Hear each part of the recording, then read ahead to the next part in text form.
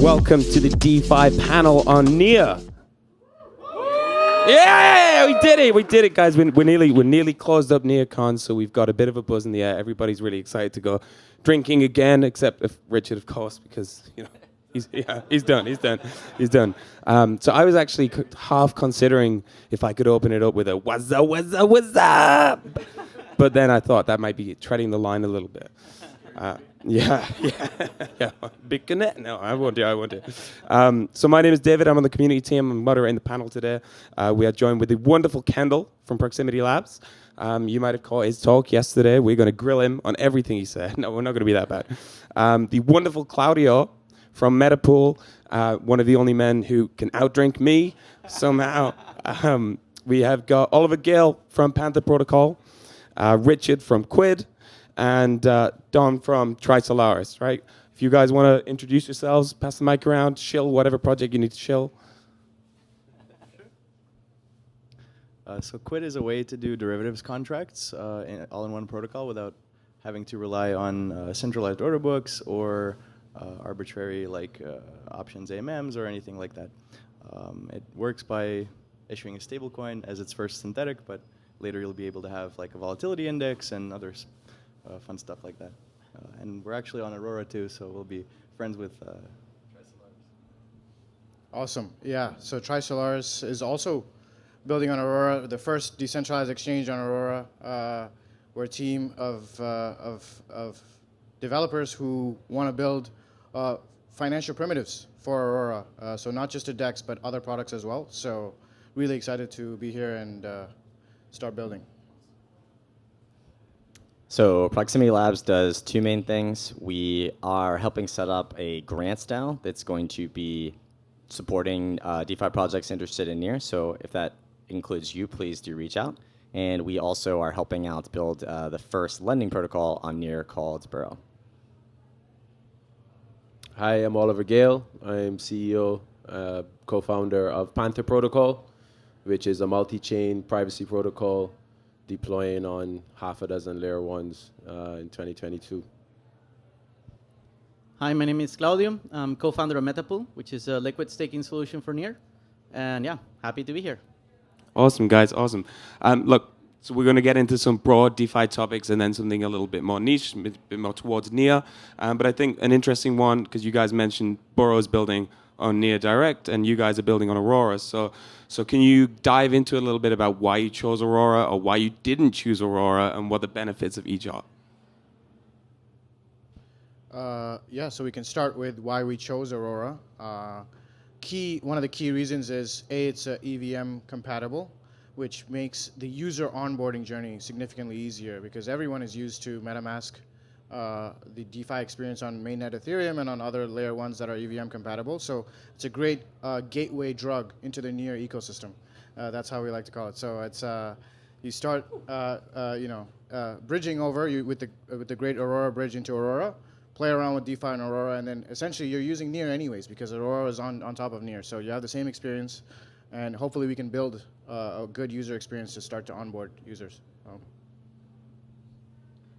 So we're on both actually, Layer 1 and Aurora, but we want to make the party as big and fun as we can for everybody. And a lot of people that are familiar with Money Legos, they're going to bring that experience to Aurora first, and we want to be there when they do that. So we want to be agnostic as to the playground we play in. Just let's make the party as big as we can. Yeah, so for Burrow, we had one main goal, and that was to make it as easy as possible to borrow against your NEAR. So building natively on NEAR, that's where most of the NEAR community is today. So that was the biggest part of the reason that we chose native NEAR. I think longer term, we're big believers in native NEAR. On native NEAR, you can take advantage of the full scaling benefits of NEAR. And in theory, your smart contract could actually grow to be an entire shard. And so you're really going to maximize your scaling benefits. But yeah, really, it was just dead simple to borrow NEAR. That was the goal. Thank you. So we live in an age of surveillance capitalism, and public blockchains don't make that any better. In fact, they make it 100-fold worse with immutable ledgers. And so, of course, we're building on Aurora as well. So Panther is deploying the MVP on Polygon. And we've been really impressed with the experience of the Near team, and just from top to bottom, marketing, business development, vision, support. It's been fantastic. Technology is super strong in terms of the Near protocol itself. And so, I see this as a long-term play. Panther's strategy is really to deploy as many shielded pools onto EVM-compatible chains in the short term as possible, and then bridge that liquidity together with an interchain private DEX. And so there's something of a master plan at play, but I rarely see that the Near partnership is a long-term partnership. There are a set of ZK libraries that can and should be built on the native Near VM, and so our team will be working with the Near Foundation to explore actually writing some of those ZK libraries to bring privacy to the whole Near ecosystem. So yeah, right now, Metapool is not on Aurora. We're long on Near, and so we basically, what we build on top of the main protocol, and that's our big bet. So Sounds like a good bet, I think. Yeah, good bet. Okay, nice, good. All right. So actually, interesting one. So thanks to Metapool and thanks to Claudio and the team. Thanks to the community, man. I just built that. Yeah, he's a smooth talker, right? Smooth talker. So we can access like liquid staking, right? And Borrow Cash is set to enable stake Near as collateral. So can you guys comment on where else you see stake Near and the utility that Metapool brings going in the future? Yeah, so for us, is the big vision behind it is we want to build the 2x4 for DeFi and Near. We believe that should be a native token. Our bet is for that to be ST Near. So basically, when you go to REF or to any other DEX, you will use that as the main peg for any farming. So that's our bet, right? We believe that that's also a very powerful asset to use as collateral. So when Borrow comes in, yes, you use it as collateral. And for those that don't know about ST Near basically, you are generating all of the staking rewards embedded into that token. So it's always accruing in value every 12 hours, every epoch. So basically, it's one of the best collaterals in the Near ecosystem. And so hopefully, when Borrow is alive and on mainnet, you're going to be putting ST Near there as collateral and borrowing against it. And since it's always accruing value, slowly but surely, you will be paying off the lending. So, Kendall, what do you have to say about that? Yeah, I mean, ST Near is really exciting. The concept of staking derivatives, removes that choice of securing the network and using your asset in DeFi, which is, I think, really important. I think it can be used anywhere that Near is used, and it enables a lot of really interesting things. Some of which, just being able to borrow against effectively your future staking rewards. And if you want to get a little bit crazier, there's this idea of leveraged staking. If you want to just maximize the Near that you're earning. Yeah, that sounds like a DGen player, right? A little bit. Maybe. Actually, speaking of DGen players, right? So, Kendall, in your talk yesterday, you mentioned about how you can deposit X into this protocol and then deposit Y into that protocol and then move over here and deposit that into that protocol. Now, Near, for me at least, is all about usability and user experience, right? So how do you guys think that the DeFi world is going to evolve in terms of that user experience? Like, are we going to have to split everything over these 5 protocols again and people are going to have to do a lot of legwork? Or is it going to be 2 clicks and done? Hopefully 1 click and done when possible. I think a good example of teams that are doing good jobs here, like Zapperfi or like for a combo, if you're familiar with Ethereum. Basically, what they do is they create a UI that makes it really easy to, pick some end goal, and then they sort of build out the transaction or series of transactions you need to accomplish that goal. I think whenever possible, we should be thinking of how do we just, and this is any kind of software experience, minimize the number of clicks, maximize the amount of information that's relevant to the user and what they're trying to accomplish.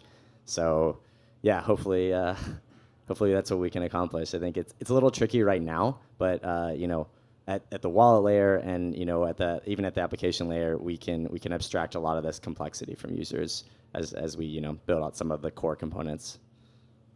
Yeah, that'd be awesome, right? I mean, one of the goals of Near, is to onboard the next 1 billion people on chain, right? Which is excellent. It's going to happen. How will DeFi be when there's 1 billion people on chain, can we still get these 420% APYs, these crazy degen opportunities, or do you think it's going to settle down and it's going to be a little bit more like TradFi? This actually builds on top of the last question, interestingly. Once you have so much more money coming in, it's more of a competitive landscape. So what happens in finance, it's not the same quite in DeFi, but in finance, it's a race to the bottom. And you have very heavy competition. And in DeFi, it's more of a collaborative thing where it's like neural networks and machine learning. You have adversarial models that kind of like build on top of each other and make each other smarter. But there will be a race, and things like Zapper and these aggregators that attach a little bit of spread on top to make the UX better for everyone, they're possibly going to be in a very tough spot because the protocols are going to start to change their financial models to integrate more functionality into one code base rather than having to stitch together like 6 different ones.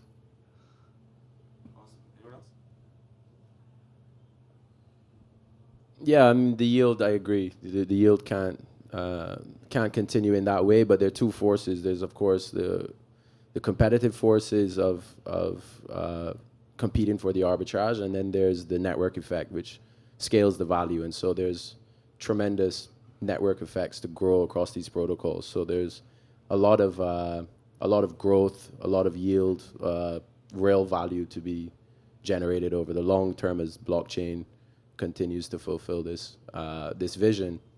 The question is, like, what does the interface look like? Sure, it's going to be one-click interfaces where possible, a lot of automated routing, machine learning-driven yield, behind the scenes, functionality.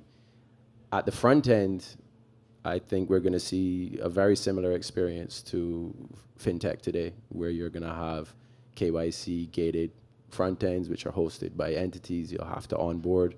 You'll have to do your due diligence. You'll be given access to the traditional financial services, the MasterCards, the Visas, access to real world asset portfolios. And again, there's this very important consideration of, in a world of NFTs and pseudonymous and explicit identity credentials, who are you and who needs to know? And so, we've seen the emergence of NFTs, but people are being fingerprinted and identified by their art collectibles, their CryptoPunks, or whatever else it is today. So, there's this major consideration around alpha protection as well. Like, when you find alpha in the blockchain world, it's very quickly competed away. And that's because you can front run the trades. You can see what's going to happen before it even happens. So, there's like a whole suite of solutions that need to come together. But the end result is, one click, invest. Bob sends a transaction to Alice, accesses an automated yield portfolio. Awesome, guys. Yeah. I mean, any alpha now? Any what, alpha? Alpha? Panther public sale, November 23rd. Okay, you had to get it in.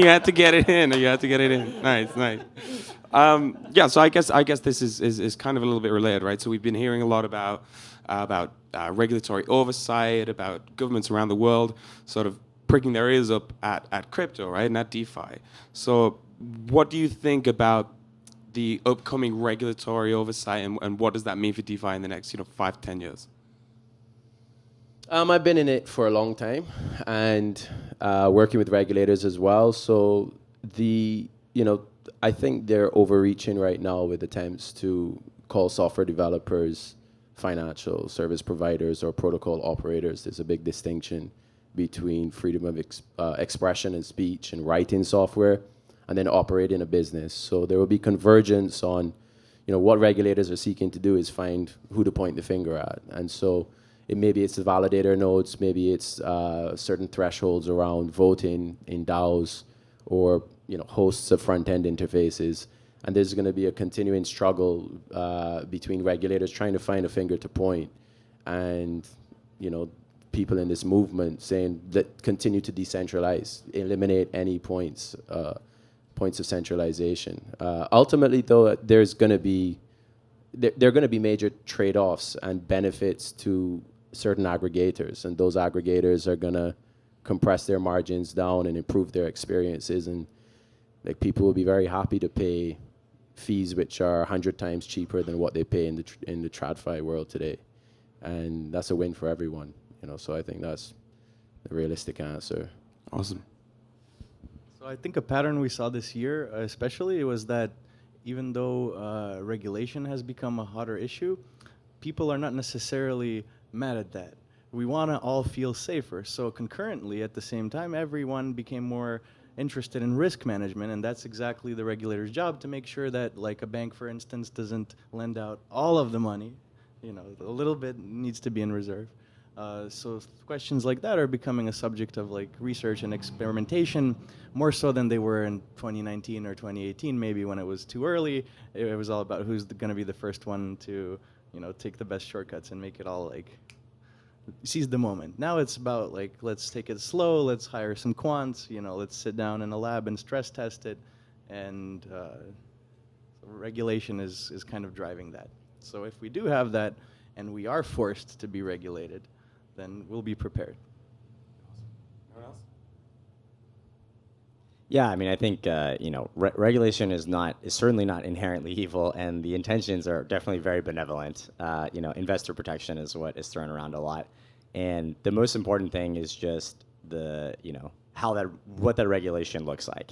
Obviously, most of us here are fans of rapid innovation and testing new models and new experiments. And what we have to hope for is that whatever the eventual regulation looks like, and it's going to evolve over many years, I'm sure.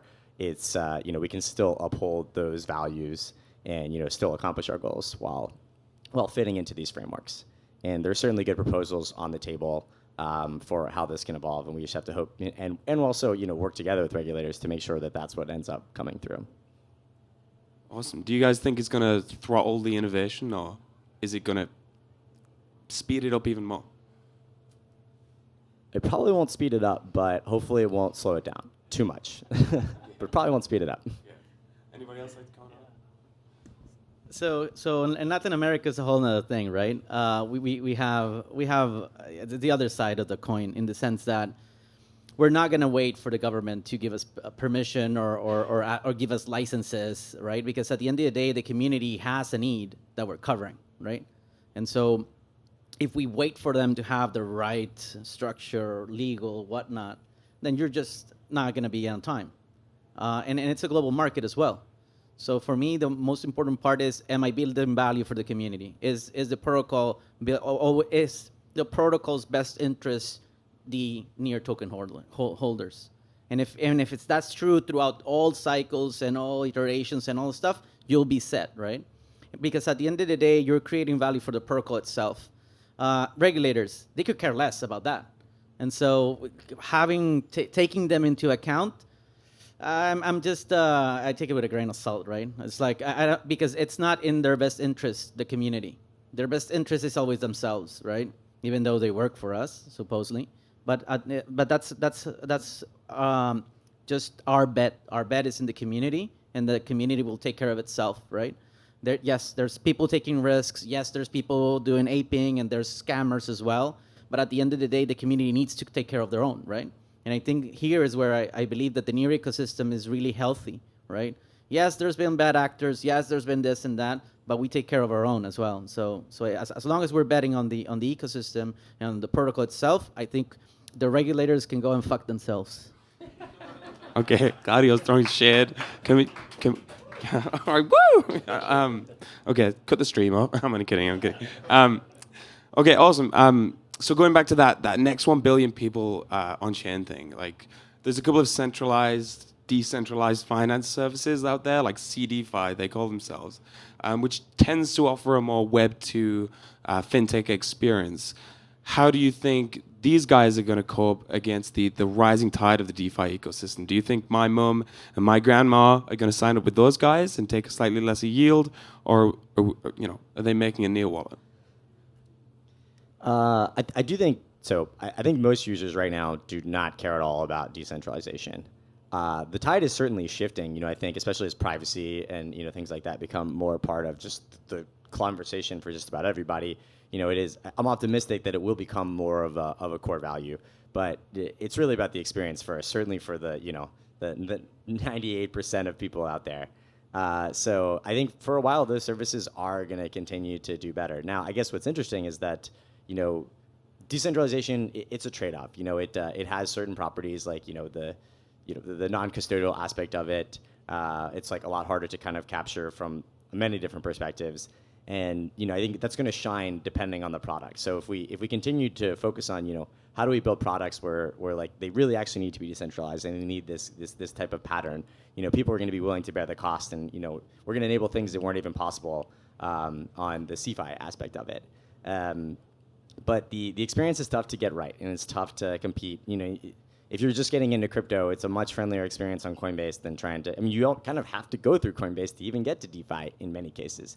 So until we're able to bridge those gaps, and you think about ways that that's no longer necessary, and that experience feels very comfortable with people, it's going to be a tough sell. But we're getting better. It's improving.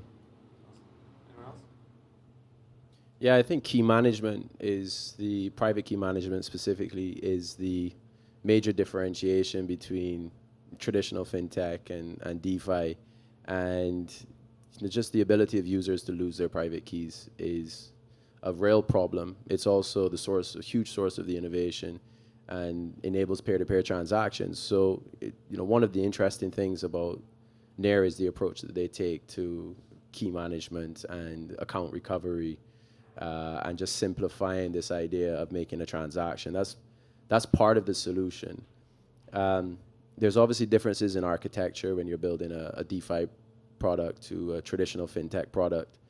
But if you look at Binance. Binance is both a fintech and it's enabled this massive DeFi ecosystem through Binance Smart Chain and their DEX, which was the precursor to that. And when I look at the role of DeFi and traditional fintech or TradFi or CDFi is the intersection between those. Really, DeFi acts as like an on-ramp, and it's a massive customer acquisition tool. There are costs and frictions now, but we're really innovating those away. So I don't think cost is going to be a prohibiting factor when you extrapolate where we are with smart contract protocols today. So it comes down to like who's going to crack that nuanced key management system and allow people to maintain custody of their assets, which allows a statement like "fuck the regulators" to actually be viable. Otherwise, it's not. And even to that statement, like there's a lot to that. You can really unpack that. What we're really talking about is restoring the balance of power between citizens and authorities, and that's the conversation that's been happening since Satoshi released his white paper. There would be no conversation around DeFi today if Bitcoin was a censorable network. And when you talk about what's the role of regulators and what's the role of crypto? Like China, look at the Bitcoin hash rate. Like you want to know what happens when you try to ban blockchain technology? It migrates. So we're having the conversation, and so, which is a great thing because there is a role for regulation, and the net result is just going to be a safer, freer world for all of us, and like we need to stay focused on that. Otherwise, you get lost in the noise.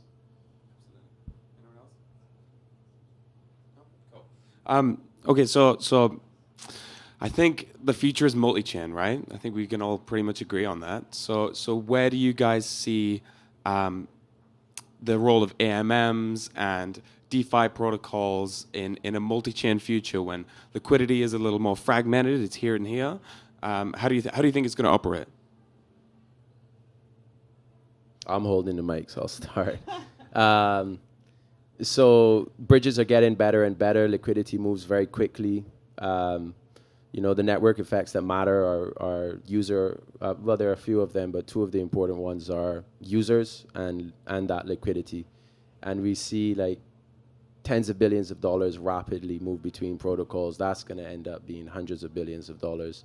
So there's this really healthy competition game, and as bridges, again, become more efficient, it's just going to be easier to eliminate arbitrage across chains, and then ultimately they're going to be adversarial attacks on multiple protocols, and inefficient or suboptimal designs will be weeded out, but it is a multi-chain future undoubtedly, and there's specialization that's already taking place. So, it's up to protocol builders to be assessing what that looks like and making design choices now that say, well, we, like, for example, in Panther's case, like, privacy has to be a multi-chain endeavor because institutions and their users and users themselves need to be able to privately purchase an asset on the Near ecosystem, or whether it's the native chain or Aurora or Ethereum or Arbitrum, and they don't really care, nor should they have to. It just needs to work. So Yeah, I think there's kind of two big problems to be solved from a multi-chain perspective in DeFi, which we're very focused on solving. One is the interoperability of tokens. Aurora is doing a great job of that, transferring tokens across different layers, even across Near to Aurora. We need to have interoperability and making sure that they're fungible, right? And secondly, with what Kendall is working on, it's actually a huge opportunity. A huge problem in DeFi now, when you have like 11 L1s and quite a few L2s, is when you have collateral on one of these L1s, you can't borrow against it on another L1, right? So you're fragmenting liquidity unnecessarily, which is a huge problem right now, and it's an open area of innovation to solve. Like that, those two I think are the key for any DeFi ecosystem to grow on multiple L1s. And great point that Alex made earlier is like the bridge as a settlement layer, when ultimately everything is bridges. Majority of your time is being spent in a bridge. If you're moving funds between different L1s to capture arbitrage opportunities, to capture yields, as you were saying, like how does an L1 actually differentiate itself when you have 11 of them, right? You can't just rely on yields. Yields are going to go away. You're going to have rotators who rotate to a different chain, right? Sustainable differentiation relies on bridges and interoperability, I think. Yeah, thanks for mentioning Alex's thing, because my favorite part of it was exchanges. So actually, you want currencies on L1s to stay there because they are attached to the security of the chain. The more tokens are staked into proof-of-stake pools, the more secure the chain. But what happens when you need to do all of this cross-chain like money flow? So essentially, exchanges are going to be like a payment or clearing service on top of bridges, and bridges only have to settle once a week or something. So instead of having, let's say if you even have a competing staking pool to ST Near, let's say there's several variants of staked Near, but you don't want users necessarily to have 5 different variants in their wallet. So a way to abstract over that is to have an exchange type of service that swaps between them, but any one of them can be accepted by the exchange service sort of fungibly by the abstraction of a stablecoin or some kind of other receipt. So you have abstractions of abstractions, and that lets you not deal with abstractions.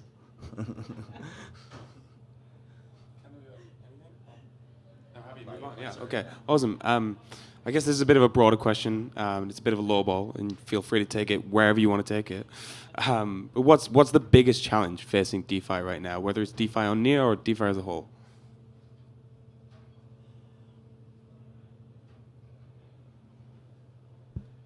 It's just how do you explain risk to retail, right? How do you explain it in plain English? That's, for me, is all about educating our users and the user base. If we want to onboard the next 1 billion, they're not going to be us, right? So we are at a position of privilege here. Don't think yourselves you're not. So, but then the other billion, no, they're not going to be in a position of privilege, right? And so they're going to be risking their livelihood, right? And that's who we need to onboard. So we need to be really, really conscious what we're doing, and educating and risk management. That's going to be the name of the game. How good the protocols extrapolate that in a plain English or Spanish or Taiwanese or Chinese in order for them to understand the risk that they're taking, but also the rewards, right? So it's kind of like, and then you create that flywheel. Yes, the yields, and then extrapolating, and then it's not. Yeah, that's fine, right? That's for us. But for the next 1 billion, it's just, this is the risk, right? And as the better that we get to explain it, and the better that we get at understanding how they can also be part of this, right? Not only, yes, I'm taking the risk, but then putting it there and then, no, we don't want that. We want that capital flow. We want capital efficiency from onboarding this next 1 billion. If we do not get that, then I think we're not, yeah, as a community, as an ecosystem, we're not doing a good job. So as long as we keep true to ourselves that we're doing it for the ecosystem, we're doing it for the near token holders, and understanding that they're not coming in a position of privilege, then as we get and that matures, and then that flows down to the new generations as well, then we're going to be onboarding the next 10 billion, because it's a parallel, right? Once you get to 1 billion, getting to 10 billion is going to be a piece of cake, right? Knock on wood on that one. But anyhow, so that's my 2 cents on it. Yeah, I think it's, for me, it's definitely onboarding, and that means a few things. Like Claudio is saying, education and communication is a really important part of that. Then there's also kind of the operational and technical challenges of how do we get people onto these platforms without having to go through Coinbase. Maybe that's something like Axie doing a great job of, kind of the play to earn type of model, or like learn to earn, or just earn, doing work, whatever it is. But even more than that, it's actually creating products that really do serve these people in these communities. I mean, we're sort of, again, in the privileged position now where a lot of us have some assets, of some crypto assets, even if it's only a little bit. And over collateralized lending is a product that makes sense to you. Maybe because you want to take leverage, maybe because you want to buy a house or buy a car or something like that. But there's a lot of work being done in under collateralized or uncollateralized lending, because that's the product that really serves the majority of people. And so we still have a lot of work to do to actually create these products that are even going to fit into the lives of the next billion users, and especially the users that we created this technology to serve, which are the ones who are not being served by the traditional financial system. So, yeah. To kind of add on to both of your points, DeFi today is catered for degens, right? And it's definitely not catered for people without assets, as Kendall was saying. So that's the biggest problem we see right now, is like, how do you make it sustainable so that you're not just coming for the yields. The yields are not going to be there forever. We maybe have a few more years of these wild times, right? And then after that, what happens? Who's actually going to use DeFi? Why would you use DeFi? What's your use case? Genuine use case for using DeFi if it's not for degen yields? That's the real existential risk facing us today, and that we should all think pretty deeply about how do we solve that. And I think that would come down to thinking fast but slow. So we all come to realize that what comes quick leaves quicker.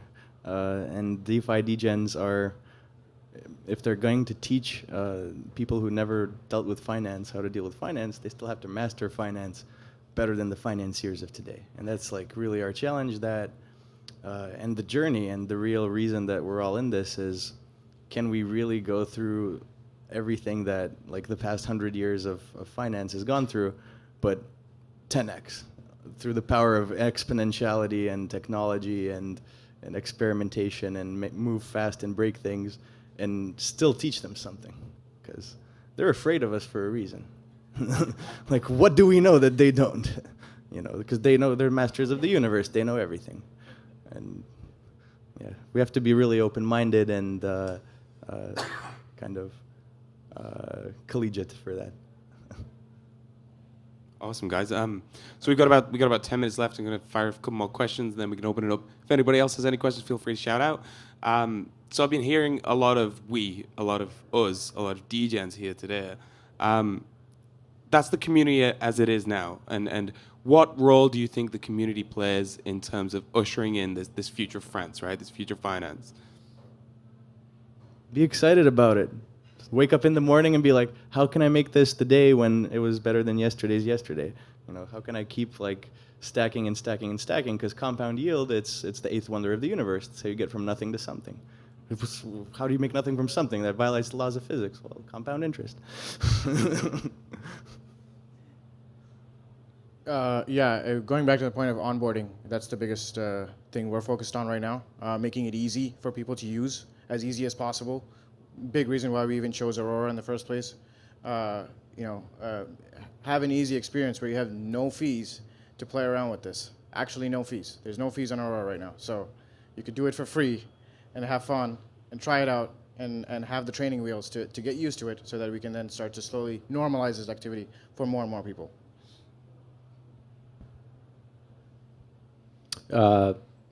So, to the point of, it's quite right, like under collateralized lending is really what the next billion people need. Financial inclusion is an often stated goal. You can't offer someone a under collateralized loan unless you have some inference about their credit worthiness, i.e., you've identified them, whether it's explicitly or implicitly. And I think one of the main dangers is that we start offering these DeFi 2.0 under collateralized, AI-informed financial services, and users are just selling their credentials onto an immutable ledger in perpetuity. And so, it's really important. I mean, this is an issue that pertains to democracy and the functioning of a democracy is data protection. We're talking a lot about DeFi products, but what we really need is private digital identity. We need self-sovereign data storage. Then we need the DeFi products built on top of it to address things like, how do I offer you an under-collateralized loan? Like, how do I tie you to metadata, which is digital and physical, and give you this much-needed service?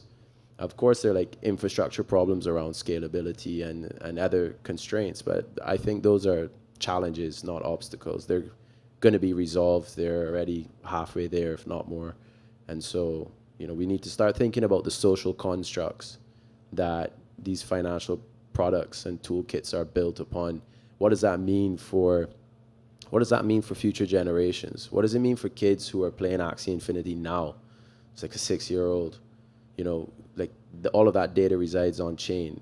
It means a lot, and it's accessible to anyone. So I think that the next wave of DeFi is going to see a lot of data sovereignty, data protection, and like the social interface between who the actor is, whether it's a machine or a human, and how they're interacting with these financial products. So. Okay, awesome. Any questions from you guys? Please. You can fire away. Except you're not allowed when airdrop, when Lambo, or when moon, okay? All good? Yeah? We're not giving financial advice. No, of course not. Yeah, make that explicit, right?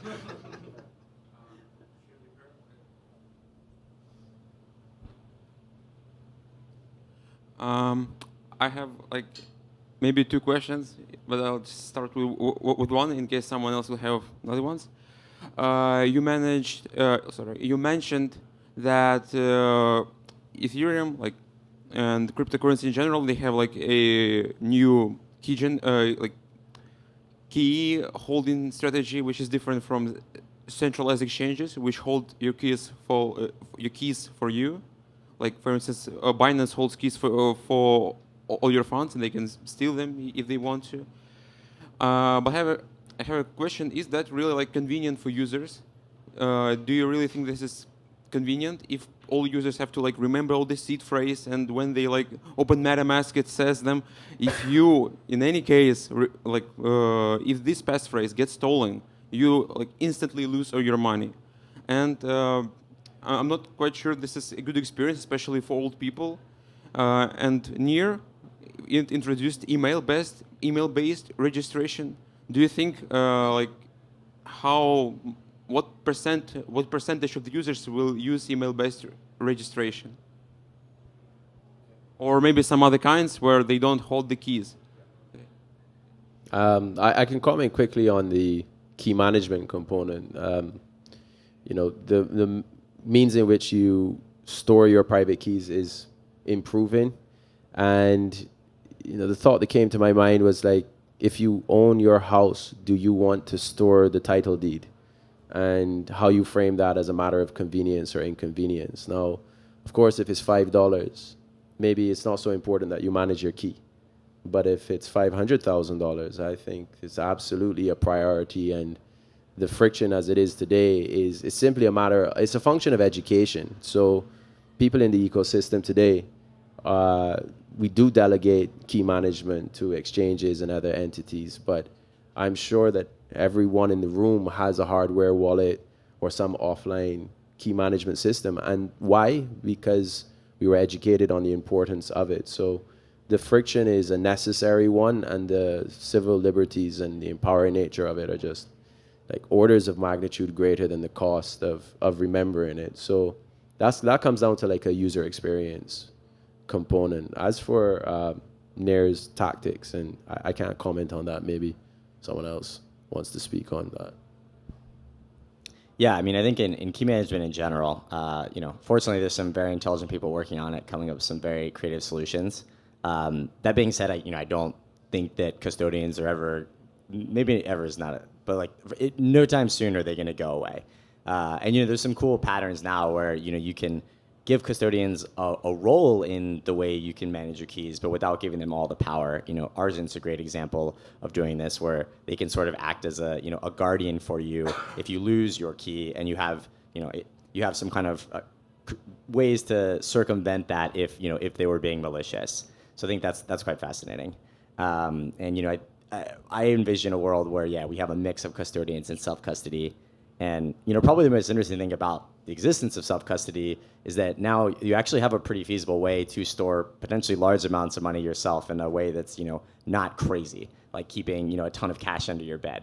And that does sort of almost forces these actors, these custodians, to be better and better, and to provide better and better services, which alone might be enough of an impact. So specifically on the near question, I mean that right now, there's just a lot of trade-offs. There's basically a trade-off between, on one side, you have like usability and almost security of being able to get this like key, find this key, versus actual security and someone being able to find this key at rest. I mean, we're, in the Near wallet, they're pretty upfront that that is not the most secure way to manage your money. Ideally, you don't have that much in there. It's super convenient, but there's that trade-off being made. So I think short term, and when people are getting onboarded, you might expect that a lot of people will choose that option because they're still learning. They probably don't have many assets in there, and it doesn't matter that much. They care more about the ease of access than the actual real, security of somebody getting access to those funds. But as users kind of progress and either acquire more assets or whatever, or more things they care about, or even just become more sophisticated, you would expect that they're going to choose. They're going to shift along that curve towards, I actually may want to make sure that only I can access my funds. So crypto is a very optimistic scene, and in security audits, the phrase you often hear is, it's a feature, not a bug. So it sounds like it's really, really a poor experience, but actually now you think about it, if you're getting a wallet, you don't just want your friends to also get wallets so you can send them money, but you want your mom, your grandma, your brother, your ex, whatever, to have a piece of your key in case, your phone does get lost or you get killed or something like that. They can all get in a room together and have the inheritance be distributed. So now all of a sudden it's a onboarding strategy for people to bring their communities to the community. Okay, awesome. Does anyone have any other question? We got a couple more minutes. Do you have a second one? Second one. Yeah, sure. Feel free. Okay. Also, thought about what do you think about that? For instance, some large amounts of money, they maybe actually better not be stored in crypto, because while the government can take them away, generally if you are rich, if you're really, really rich, the government can anyway come to you and they can they can make you give that crypto.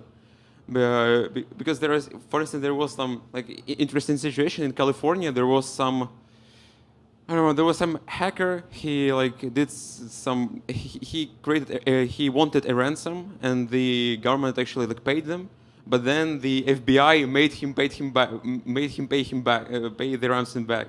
So I was thinking that if you have really small amounts, it might not work because it's just not really that convenient. Well, actually, it might work within a year because it's cheap. Okay, but if you have billions of dollars, not millions. Millions, I think it's fine, but billions of dollars, they are better to be protected by the government, because in case someone, like a bad actor, kidnaps you and tries like to steal your crypto, like that, and they make you send it, it's lost. It's forever lost. But the government can at least use like its power of printing money to print it back to you, or like or maybe just use its force to get the money back. So what's the question? The question is mainly, what do you think about, should billions of dollars stored in crypto, like by a single person, or like, do you think that the protection that government brings by using force and their money printing machine may be worth it if you're like super rich? Yeah. So I think what you're saying is like, how do you protect against the $20 wrench attack, right? Like, you've got all your crypto, it's on your computer, you got your ledger there. Somebody could just come around, put a wrench to your head and say, send me all that crypto, right? But whereas if you have your cash in fiat, you have a certain amount of protection, what with regulatory oversight and the government. Yeah, it's hard to not have something stolen if you don't really know whose it is, because you can't like enforce that right of claim in court. If someone knows who you are and what you own and how much money you have, well, the majority of billions in crypto are actually, and that's not how they got there. The people who bought in Ethereum when it was like a few cents, and went to like thousands of dollars, that's where the majority of the billions come from. So their question is kind of flip the table backwards. How do I legalize my income now without declaring how much I actually made on it? And the question there is, well, yeah, that's a useful thing, because you don't want a gun to your head and all of a sudden to miss your lucky ticket in life. So it's kind of like a custody problem. Many institutions that want access to the billions in crypto, they need a regulated entity that's a custodian that has contracts for every transaction, so everything has a paper trail. They need that. A person who wants to legalize their crypto gains, they just want a one-time deal, like a one-time service. And there are brokerages that do that for people. They also, if you are part of a crypto startup and you want to disappear and just sell your equity, they also do that. They do over-the-counter sales. So there's a whole service industry forming around crypto, and it's kind of like the financial services industry, where there's a million ways to simplify someone's life and make a little bit of a spread. So it's becoming a cottage industry, essentially.